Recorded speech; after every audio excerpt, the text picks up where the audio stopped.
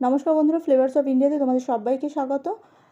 আজকে চলো একটা নিরামিষ আলু রেসিপি করব। আলুগুলো তার জন্য সেদ্ধ করে নিয়েছি। লাগছে কাজু বাদাম, কাঁচা লঙ্কা আর আদা কুচি লাগছে। আর লাগছে তোমার নুন লাগছে। একটা ভাজা মশলা রেডি করেছি, সেটা যেমন জিরে, ধনে, শুকনো লঙ্কা, গোলমরিচ, এলাচ দিয়ে একটা ভাজা মশলা আমি রেডি করে রেখেছি। পুরো গুঁড়ো করিনি, একটু আধ বাটা করে রেখেছি, মানে একটু মোটা মোটা ধরনের। তো চলো আলুগুলোকে ছাড়িয়ে নিয়েছি। ছাড়িয়ে নিয়ে প্রথমে কড়াই তেল দিয়ে, সাদা তেল, সর্ষে তেল দুটো মিশিয়েই দেবো, অথবা তোমরা যে কোনো এক রকম ধরনের তেল দিয়েও রান্না করতে পারো। তো আমি এখানে দু ধরনের তেল অল্প অল্প করে দিয়েছি, দিয়ে রান্নাটাকে করে নিই। তো চলো, এই যে ভাজা মশলা যে কথাটা বলছিলাম, নুন আর এই ভাজা মশলাটা, কড়াই তেল দিয়ে দিয়েছি, তেল দু ধরনের তেল দিয়েছি, দিয়ে আলুগুলোকে ভেজে নিচ্ছি। আলু একসাথে সব ভাজবো না, অল্প অল্প করে দিয়ে আমি দুবার ব্যাচে ভেজেছি।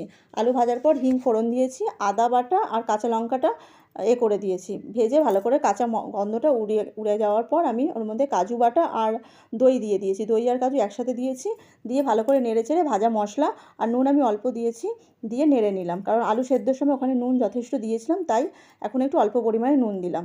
দিয়ে ভালো করে নেড়ে চেড়ে যখন মশলা থেকে তেল বেরিয়ে আসবে, তখন আমি একটু জলও দিলাম।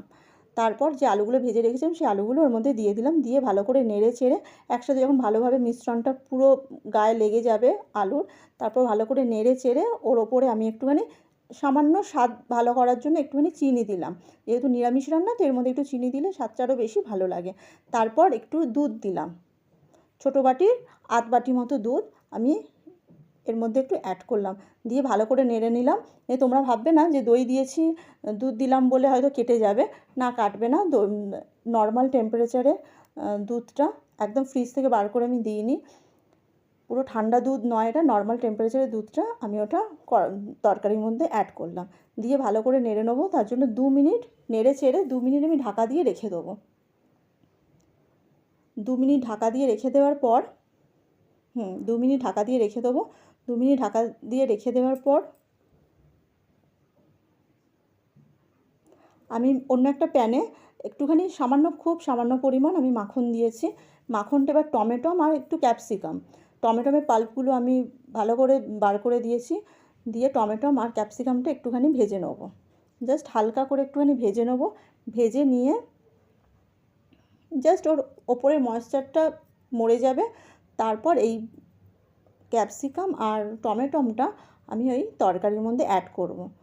আর তোমরা যদি মনে করো যে আলুর দমটা রেসিপিটা একদম সাদা সাদা লাগছে, তো তোমরা এর সাথে হলুদ গুঁড়ো বা কাশ্মীরি লঙ্কা গুঁড়ো একটু অ্যাড করতে পারো। তো আমি এটা একদম সাদাই রাখবো, কোনো কিছু অ্যাড করব না, কালার দেবো না। তো টমেটো আর ক্যাপসিকামটা মাখনে একটুখানি নাড়াচাড়া করার পর আমি এটা এর মধ্যে দিয়ে দিলাম। প্রথমে আমি ভেবেছিলাম বন্ধুরা এটা আলুর দম নাম রাখবো, তো পরে ভাবলাম না, সব আলুর দম তো অনেক